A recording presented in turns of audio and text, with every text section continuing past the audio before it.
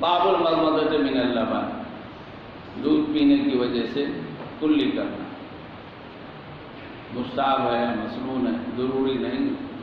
کیونکہ دونوں طرح کی چیزیں روایتوں میں ثابت ہیں۔ وبی قال حدثنا قتیبہ قال حدثنا لیث عن عقیل عن الزہری عن عبید اللہ عن ابن عباس ان النبی صلی اللہ علیہ وسلم شرب لبنا فدعا بماء فمضمض وقال ان له دسما۔ وجہ بتائیں، وجہ بتائیں، ضروری نہیں، چنانچہ بعض روایتوں میں ثابت آپ نے دودھ پیا، نہ وضو کی تصدیق کی اور نہ کلی، ایسے ہی ابن عباس وغیرہ سے قولاً بات نہ کرتی۔ وفی الباب عن سالم بن سعد و ام سلمہ رضی اللہ تعالیٰ عنہ، بعض روایتوں میں حکم بھی اس کا ہے، تب طبرانی وغیرہ میں روایت۔ قال ابو عیسیٰ ھذا حدیث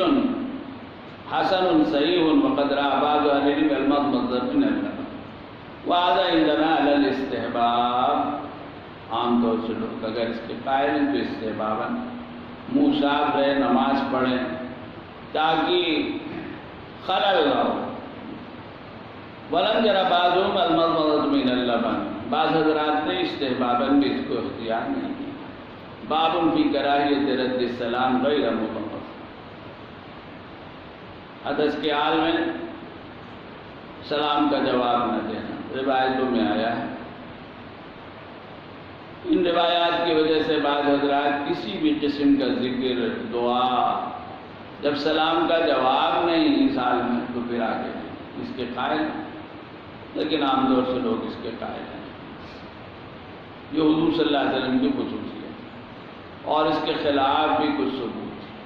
وبی قال حدثنا نصر بن علی محمد بن بشار قال حدثنا ابو احمد بن سفیان عن ذاک بن عثمان النافع بن عمر ان رجلا سلم علی النبی صلی اللہ علیہ وسلم وهو یقول فلم يرد۔ مشغول آدمی کو کسی بھی چیز میں مشغول ہو سلام نہیں کرنا چاہیے، اور مشغول آدمی پر سلام کا جواب لازم نہیں ہے۔ آدمی کو یہ بھی جاننا چاہیے کہ مشغول آدمی کی فراغت کا انتظار کرو، جب فارغ ہو جائے تب اس کو سلام کرو، خلل مت پیدا کرو، اور اگر مشغولیت کے حال میں سلام کیا جائے تو جواب لازم نہیں ہوگا، لہذا اس کو برا نہیں ماننا چاہیے۔ آپ نے جواب نہیں دیا۔ قال ابو عیسیٰ ھذا حدیث حسن صحیح، بعض روایات میں ہے کہ اس کے بعد آپ نے تیمم کیا فارغ ہو کر اور پھر جواب دیا اور فرمایا کہ بھائی ہم نے اس لیے جواب نہیں دیا تھا۔ قال ابو عیسیٰ ھذا حدیث حسن صحیح وانما یکرہ ھذا عندنا اذا کان الغائط والبول، مشغولیت ہے ضرورت کو پورا کرنے میں تب منع ہے سلام کرنا، تب منع ہے جواب دینا۔ وقد فسر بعض اہل العلم ذلك، اور بعض اہل علم نے یہی وضاحت کی روایات کو سامنے رکھ کر۔ وهذا حسن صحیح روی فی هذا الباب وفی الباب عن مہاجر ابن قنفس، مہاجر ابن قنفس کی روایت معروف ہے جس کو امام ترمذی وغیرہ نے لکھی۔ وعبد اللہ ابن حنظلہ وعلقمۃ ابن الشقوى یفقوا وجابر والبراء، باب ما جاء فی سور الکلب، اور آگے ہے باب ما جاء فی سور الحر، غیر معقول اللحم جانور ان کا سور، اس کی کیا حیثیت؟ تو اس میں کتے کا مسئلہ چونکہ منصوص ہے تو اس کے علاوہ دوسری چیزوں کو لے کر کچھ تفصیل اور اختلاف زیادہ ہے۔ امام شافعی رحمۃ اللہ علیہ یا اس طرح بعض حضرات وسعت دیتے ہیں، لیکن وہ بھی بعض ہی چیزیں، سب سے زیادہ وسعت پہ امام مالک رحمۃ اللہ علیہ کے ہاں ہے، اور باقی امام حنیفہ، امام احمد، امام شافعی بھی فی الجملہ۔ امام شافعی کے یہاں صرف کتا اور خنزیر ان کا جھوٹا ناپاک ہے، باقی امام حنیفہ کے یہاں تمام درندے اس میں شامل ہیں، شیر، چیتا وغیرہ اس طرح کے جو جانور۔ بلی میں بھی کچھ اختلاف ہے، آگے آ رہا ہے، لیکن بلی کے مسئلے میں باوجود اس کے غیر معقول اللحم کچھ رخصت اس کی نوعیت کی بنا پر دی گئی، اعتراض نہیں ہو سکتا۔ پتہ نہیں کہاں سے چڑھ کر کود کر گھس کر گھر میں آ سکتا۔ اب اس سے کھانے پینے کی چیزوں کا بچانا یہ مسئلہ ہے، بمقابلے کتے کے یا دوسرے جانور۔ ائمہ ثلاثہ کتے کی نجاست پر متفق ہیں، قول امام مالک کا بھی ہے، باقی امام مالک کے کئی اقوال ہیں، حتیٰ باقی کی بات بھی ہے، بلکہ گوشت کے باب میں بھی کچھ وسعت ہے قول میں، اور باقی کے قول پر یہ جو حکم ہے روایت کا وہ ان کے سامنے ہے، وہ امر تعبدی ہے یا سمیت کی بنیاد پر، نجاست کی بنیاد پر نہیں۔ لیکن امام حنیفہ وغیرہ جو اس بات کے قائل ہیں کہ کتا کا جوٹا ناپاک ہوتا ہے، ان کا یہ دھونے کا حکم تو اسی سیاق میں ہوتا ہے، اور پھر روایتوں میں بات موجود ہے مسلم وغیرہ میں، طہور اناء احدکم اذا بلغ فیہ الکلب، طہور کہا گیا یا طہور اناء احدکم، اور حکم دیا گیا اس پانی کو پھینک دینے کا، تو اس کا مطلب تو یہی ناپاک ہوتا ہے، تو ناپاکی کی بنا۔ پھر دوسرا اختلاف یہ ہے کہ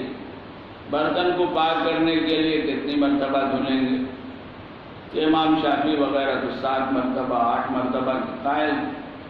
اور امام حنیفہ رحمۃ اللہ علیہ فرماتے ہیں کہ تطہیر کے لیے تو 3 مرتبہ، اور یہ جو زائد ہے یہ تطہیر کے لیے نہیں، یہ تنظیف کے لیے۔ دلیل یہ ہے کہ دیگر جانور،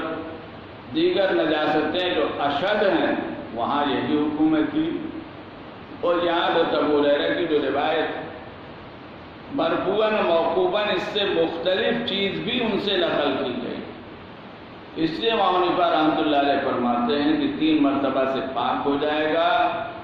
لیکن 7 مرتبہ دھونا چاہیے۔ اور روایت میں جو بات آئی ہے مٹی وغیرہ کے استعمال کی یا صابن مثلا، اس کو استعمال کرنا چاہیے، تاکہ وہ جو اس کے لعاب میں سمیت ہے، ان جانوروں میں خصوصیت سے کتے کے اندر ایک خاص قسم کی سمیت ہے، یوں تو سب جانوروں میں جو بھی ہے کچھ نہ کچھ ہے، جیسے دانت کاٹنے وغیرہ کی وجہ سے مانا جاتا ہے، لیکن اس میں خاص قسم کی سمیت ہے، جس سے آدمی کو اثر ہو جائے تو خاص انداز کا مرض ہوتا ہے، عجیب کیفیت پیدا ہوتی ہے، اور جو لا علاج امراض میں خدا نخواستہ اگر شدت اختیار کر گیا۔ وبه قال حدثنا سوار بن عبد الله العنبري قال حدثنا المعتمر بن سليمان قال سمعت ايوب بن محمد بن سيرين عن ابي هريره عن النبي صلى الله عليه وسلم قال يغسل الاناء اذا بلغ فيه الكلب 7 مرات۔ بعض روایتوں میں صرف اتنا ہے، بعد میں اولاهن بالتراب، ایک اخراهن بالتراب، کہیں احداهن بالتراب،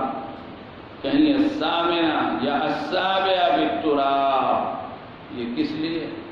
تنظیف کے لیے، سمیت کو ختم کرنے کے لیے۔ وَإِذَا بَلَغَتْ فِيهِ الْهِرَّةُ غُسِلَ مَرَّةً۔ قال ابو عیسیٰ، اس سے تخفیف کا پتہ چلا، هذا حدیث حسن وهو قول الشافعي وأحمد وإسحاق، وقد روي هذا الحديث من غير وجه عن أبي هريرة عن النبي صلى الله عليه وسلم وهذا ولم يذكر فيه إذا بلغت فيه الهرة غسل ماء۔ زیادہ تر لوگوں نے آخری ٹکڑا بلی والا اس میں نہیں نقل کیا۔ وفي الباب عن عبد الله بن مغفل باب ما جاء في سور الهرة۔ وبه قال حدثنا اسحاق بن موسى الانصاري قال حدثنا مان قال حدثنا مالك بن انس عن اسحاق بن عبد الله بن ابي طلحه عن حميدة ابنة عبيد بن رفاع عن كبشة ابنة كعب بن مالك۔ جن لوگوں نے اطلاقاً طہارت کی نفی کی ہے انہوں نے روایت کے حق میں کلام کیا، لیکن حمیدہ کی بھی توثیق کی گئی، اور کبشہ ابن کعب ابن مالک ان کی بھی توثیق کی گئی، اور ایک قول یہ ہے صحابیات میں سے ان کا واقعہ نقل کیا۔ کانت عند ابن ابی قتادہ، معروف صحابی حضرت ابو قتادہ کے بیٹے کے نکاح میں تھی، ان ابا قتادہ دخل علیہ، ابو قتادہ گھر میں آئے، قالت فسکبت له وضوءا، نماز کا وقت ہو گیا، وضو کا پانی میں نے ان کے لیے نکالا، قالت فجاءت سرہ تشرب، ایک بلی کہیں سے آئی پینے لگی، فاسغا لها لینا، انہوں نے برتن کو اور آگے کر دیا، حتیٰ شربت، اب اس پانی سے وضو کرنا ہے، میں تعجب سے دیکھ رہی تھی، قالت کبشا فرانی اندرو الیہ، انہوں نے محسوس کیا، فقال اتعجبین یا ابنۃ اخی، بیٹی تمہیں تعجب ہو رہا ہے؟ فقلت نعم، فقال ان رسول اللہ صلی اللہ علیہ وسلم قال انها لیست بنجس، بلی نجس نہیں، انما ہی من الطوافین علیکم اب الطوافات، ہے بالجملہ سبا میں، لیکن اپنے حالات کی وجہ سے یہ رخصت کی بات ہے جو کہی گئی، یا انما ہی من الطوافین علیکم اب الطوافات، اصل کے اعتبار سے تو منجس ہے،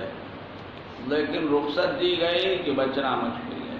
گھومتے پھرتی ہے، آتی جاتی، وبالباب عن عائشہ وابی ہریرہ،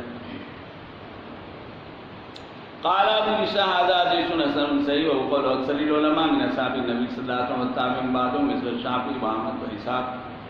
لم يروا بسور الهرة باسا وهذا حسن صحیح فی هذا الباب، وقد جوز هذا، اس کے مقابلے میں امام حنیفہ رحمۃ اللہ علیہ نے مکروہ قرار دیا ہے، پھر حنفیہ کے ہاں کچھ لوگ مکروہ تحریمی کہتے ہیں، کچھ مکروہ تنزیہی کہتے ہیں، کسی نے یہ دیکھا کہ گوشت کو کھانا جائز نہیں ہے، کسی نے یہ دیکھا کہ بچنا ممکن نہیں ہے، اس کے پیش نظر اختلاف ہے۔ وقد جوز مالک هذا الحدیث عن اسحاق بن عبد الله بن ابی طلحہ ولم یأت به احد اتم من مالک، بہرحال رخصت ہے، اور یہ رخصت مجبوری کی وجہ سے، طبیعت بھرے تو اس کے جوٹے کو آدمی استعمال کر وضو کر سکتا ہے، گنجائش ہے، نہ بھرے تو ظاہر بات ہے کہ پھر دوسرا مسئلہ، لیکن اس کی بات کتے کی نہیں ہے۔ روایت میں ہے کہ کسی نے کہا کہ اللہ کے رسول آپ ہمارے گھر نہیں تشریف لاتے، فرمایا تمہارے گھر میں کتا ہے، تو انہوں نے کہا کہ وہ ان کے گھر میں بلی،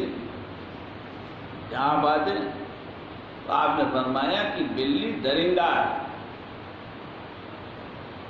گنجائش، یہ کتا شیطان ہے، شیطان والی بات ہے، مثل بات ہے یہ کہ فرق